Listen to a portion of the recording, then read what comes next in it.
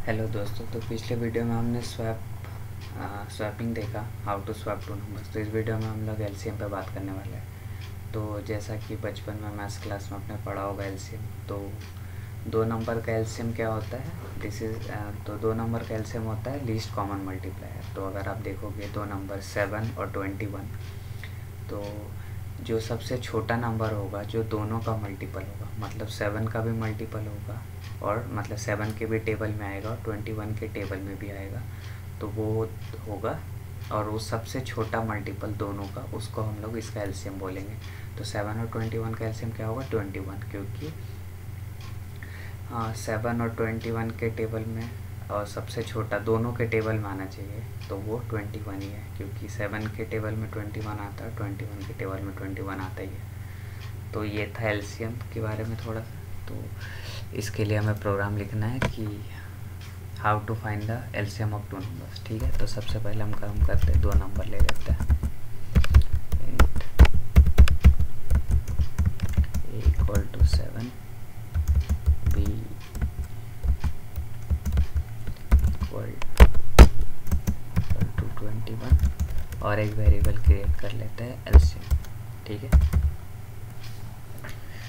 अब सबसे पहले आप एक चीज़ ये देखो, हमें सबसे पहले एलसीएम के लिए हमें कहीं से ना कहीं से स्टार्ट करना पड़ेगा। ओके, तो एलसीएम मतलब हम लोग जब कैलकुलेट करना स्टार्ट करेंगे तो ये जो वेरिएबल एलसीएम हम लोग इसको ही यूज़ करेंगे और देखेंगे कि जो वेरिएबल्स है वो इससे डिविजिबल है कि नहीं। तो हम लोग क्या करते हैं, सबसे पहले एलसीएम में वो वैल्यू स्टोर कर लेते हैं जो दोनों में से सबसे बड़ी है। ठीक है, तो इसके लिए हम लोग क्या कर सकते हैं, टर्नरी ऑपरेटर यूज़ कर सकते हैं। A greater than B question mark A B.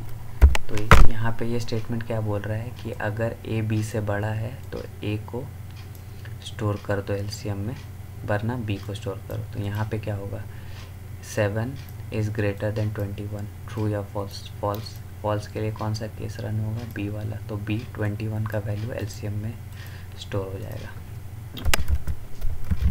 अब हम लोग क्या करेंगे, एक लूप है जो इसको चलने देंगे। ठीक है, वाइल ट्रू, तो ये क्या है, इन्फिनाइट लूप चलेगा। अगर हम वाइल के अंदर ऐसे ट्रू दे देते हैं, मतलब ये कंडीशन कभी फॉल्स ही नहीं होगा और ये लूप हमेशा चलता ही रहेगा। और इसके अंदर हम लोग क्या चेक करेंगे कि जो हमारा एलसीएम है वो ए से परफेक्टली डिविजिबल है एंड बी से बी क्या परफेक्टली डिविजिबल है। तो अगर आप देखोगे जो एलसीएम है 7 और 21 का, 7 और 21 का एलसीएम क्या होता है? 21। ठीक है, तो 21 कैसे एलसीएम आ रहा है? अगर आप 7 से एलसीएम 21 को डिवाइड करोगे तो आपको 0 मिलेगा रिमाइंडर, और 21 से 21 को डिवाइड करोगे तो 0 रिमाइंडर मिलेगा। तो हमारा लॉजिक यहाँ पे क्या है कि जो भी एलसीएम है उसको अगर हम पहले नंबर से डिवाइड करें तो हमें 0 मिलना चाहिए, और जो एलसीएम है अगर उसको दूसरे नंबर से भी डिवाइड करें तो हमें रिमाइंडर 0 मिल रहा है, तो मतलब हमें अपना एलसीएम मिल गया है। तो हम लोग क्या करेंगे, प्रिंट कर लेंगे system dot out dot print LCM of A and LCM of A and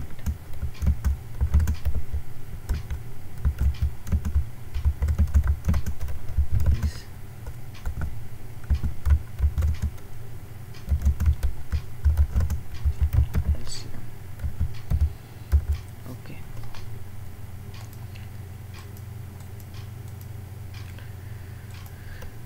अब एक काम करते हैं, अब हमें यहाँ ब्रेक लगाना पड़ेगा क्योंकि हमें अपना आंसर मिल गया है। तो ब्रेक एक कीवर्ड है, ये क्या करता है, जब भी इफ़ के अंदर ये पार्ट कंडीशन ट्रू होगा तो ये वाला कोड रन होगा। उसके बाद ब्रेक जैसे ही आएगा ब्रेक पे, तो ब्रेक क्या करता है, अपने नियरेस्ट लूप को ब्रेक कर देता। मतलब ये क्या है, ये लूप हमने इन्फिनाइट लूप लगाया था वरना ये चलता ही रहता, तो ये इस लूप से बाहर हो जाएगा। ओके, और यहाँ पे हमें प्री इंक्रीमेंट यूज़ करना पड़ेगा एलसीएम प्लस प्लस। अगर मान लो हमें 21 आया, ठीक है, कोई ऐसा टाइम आया जहाँ पे हमने एलसीएम का वैल्यू है वो नहीं मिला, तो हम क्या करेंगे, एलसीएम को इंक्रीज़ करते रहेंगे और फिर से चेक करते रहेंगे, ठीक है। तो इसको रन करते हैं, Java C LCM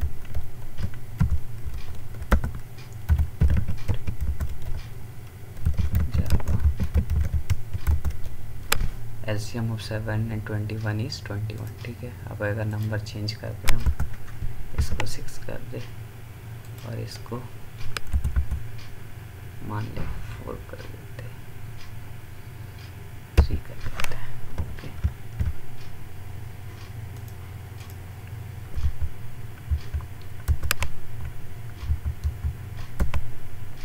the LCM of 6 and 3 is 6, क्योंकि 6 से डिवाइजेबल है और 3 से भी डिवाइजेबल है। इसको अगर और चेंज करते थोड़ा, मान लो जैसे 4, 10, ठीक है। तो अब गेस करो क्या होगा।